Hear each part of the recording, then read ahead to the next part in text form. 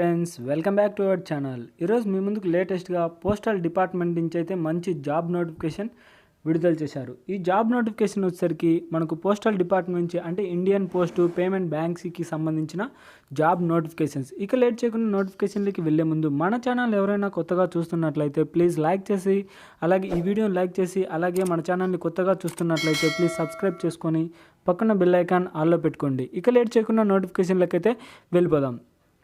First of all మనం notification open చేయగానే Indian postal payments bank limited అని IPPB అనే దాని నుంచి మనం స్టార్ట్ అవుతుంది అన్నమాట.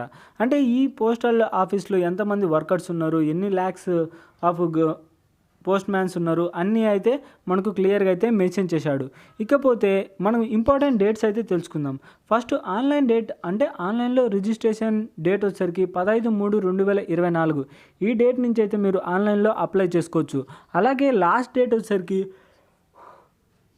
5/4/2024 ఈ డేట్ కల్లా అయితే మీరు అప్లై చేసుకోవాల్సి ఉంటుందన్నమాట.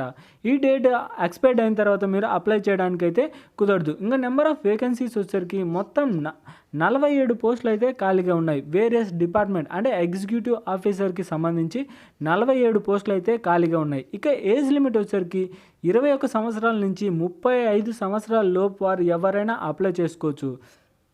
అంతేకాకుండా క్యాస్ట్ వైజ్గా కూడా వాళ్ళు క్లియర్గా అయితే విడదీసి అంటే రిజర్వేషన్ ప్రకారం యూఆర్కి సంబంధించి 21 పోస్టులు, ఈడబ్ల్యూఎస్కి సంబంధించి 4 పోస్టులు, ఓబీసీకి సంబంధించి 12, ఎస్సీకి 7, ఎస్టీకి 3 ఇలా విడదీసి చెప్పారనమాట. అంటే 47 పోస్టులు ఏ క్యాస్ట్కి ఎన్ని రిజర్వేషన్స్ అనేది.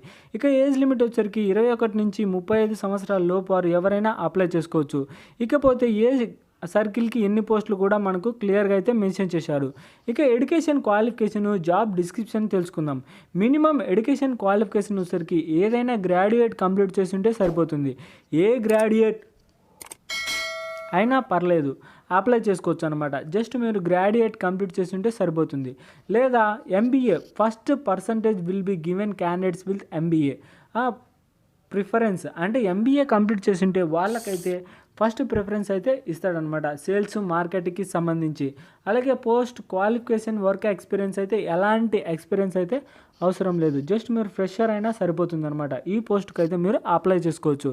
ఇక జాబ్ డిస్క్రిప్షన్ వచ్చేసరికి achievements of monthly renew targets through direct sales of bank products అంటే బ్యాంక్కి సంబంధించి అంటే వాళ్ళ యొక్క పోస్టల్ డిపార్ట్మెంట్కి సంబంధించి మంత్లీ రెన్యువల్ టార్గెట్స్ అయితే ఉంటాయి. అవి అయితే మీరు అచీవ్ చేయాల్సి ఉంటుంది. ఇవన్నీ మొత్తం దానికి సంబంధించిందే అనమాట. ఇకపోతే మొత్తం జాబ్ డీటెయిల్స్ అన్నీ తెలుసుకుందాం కదా ఫ్రెండ్స్. ఇక పీరియడ్ ఆఫ్ కాంట్రాక్ట్ వచ్చేసరికి the contract will be initially for the period of 1 year and this may received for the extension on 1 year to 1 year basis of further period of 2 years. అంటే ఏం లేదు friends, first 1 year contract base అయితే ఉంటుంది.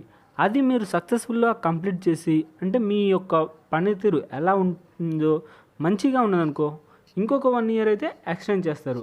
ఇంకా తర్వాత కూడా ఇంకా బాగా మీ పని ఉన్నదంటే మళ్ళీ ఇంకొక 1 year అయితే ఎక్స్టెండ్ చేస్తారు.